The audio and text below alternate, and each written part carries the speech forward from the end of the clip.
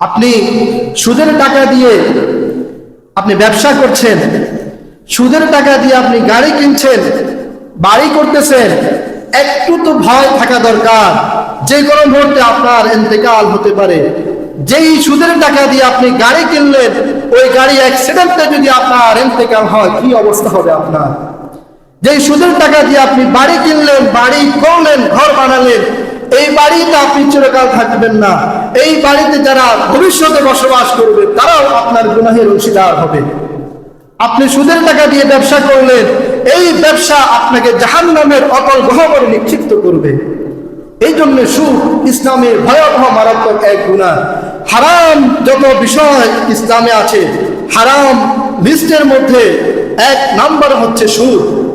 সুদ ইসলামে কখনো কিয়ামতের আগেও হালাল হবে না। এই জন্যে সুদ ছেড়ে দিতে হবে।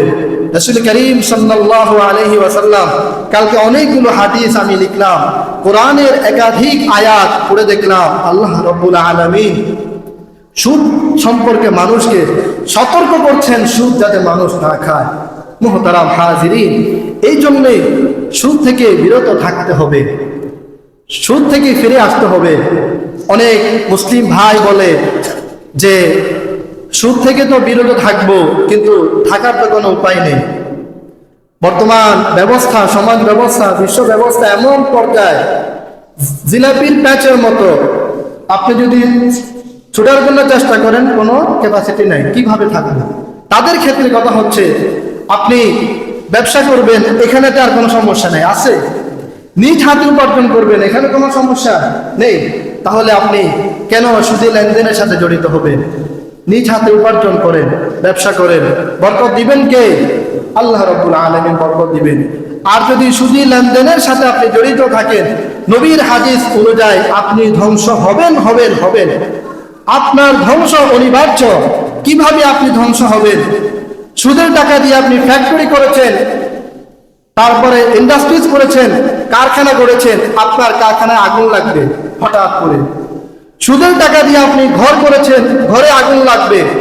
সুদের টাকা দিয়ে শরীর গঠন করেছেন, শরীরে ক্যান্সার দেখা দিবে, আপনার শরীরে প্যারালাইসিস আক্রান্ত হবে।